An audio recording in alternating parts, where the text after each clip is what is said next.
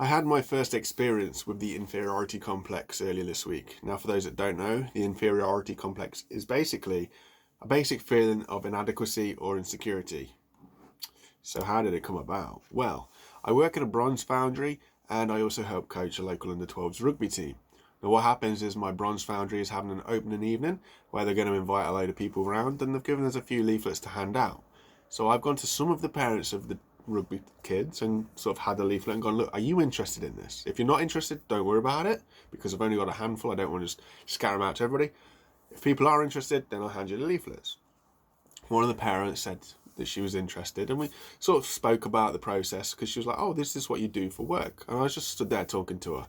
And then all of a sudden I was hit with this overwhelming wave of I'm trying to talk to somebody about artwork. And I felt that one of the things that I struggle with is I don't feel that I am the adult that I'm supposed to be because of my position in life, because I'm still at home with my folks, and because I just don't feel that I'm really achieving what I should be at my age. So I'm talking to this woman, and it's like I get hit with this urge of, mate, what are you doing? Why are you trying to discuss adult things with adults? Like, you know, this isn't something that you can do. It's not something that you're capable of doing. You need to get out of there. And all the anxiety started to flood in, and my nerves were just battered. And I was talking to her and I was explaining to her like things that were happening and whatever else. And my cousin had also took a leaflet, and as a joke I said, oh, he's going to go as well. I turned to look at him and his face just kind of looked at the picture like, bro, what are you saying? I never said that I was going. And I felt so out of my depth just trying to make a normal joke that, you know, people would make anyway. And it was a feeling I've never, ever felt before, but it felt terrible. I just don't know how to explain it other than when you see yourself as a certain thing, but others maybe see you as something different, and they're relying on you basically for your knowledge or your expertise, if you like, and you're fine with how you explain stuff, and you know your stuff.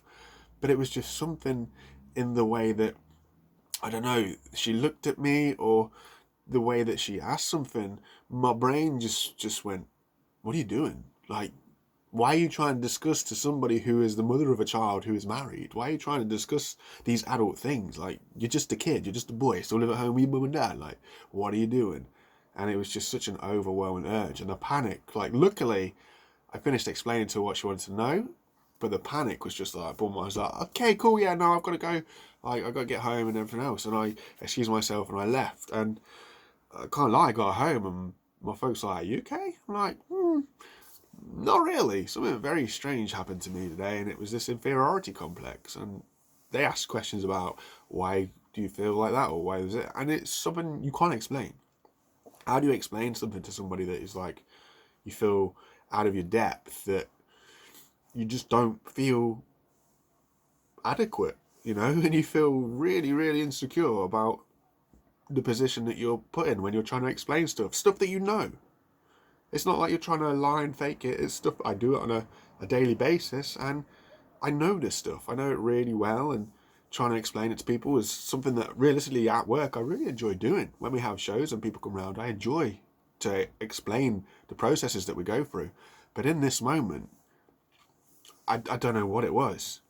I don't know whether it's because I see these people as like proper adults, and I just don't see myself as one of them. It's one of my biggest worries, I guess, is that the age that I am and the position I am, it just doesn't match up, and so you definitely feel inferior to anybody who seems like they've got their life screwed together.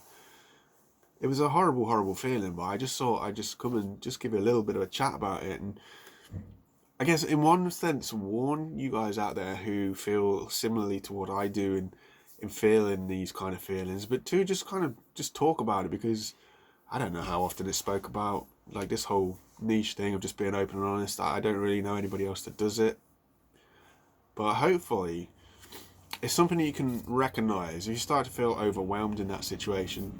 I know it's easy to say don't worry about it, but for me the panic just went, you know, it just hit the roof, and I was really, really out my depth to the point where I was able to excuse myself and get out of there. And I think that probably was the best thing to do, because I feel if I tried to continue on, those feelings would have just got more and more and more. And I was already in a strange place as it was. Like, you could feel that anxiety was bubbling.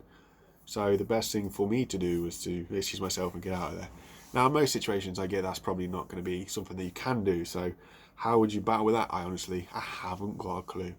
But I just thought we'd check in and just say, hey, these things are real and they're very, very strange.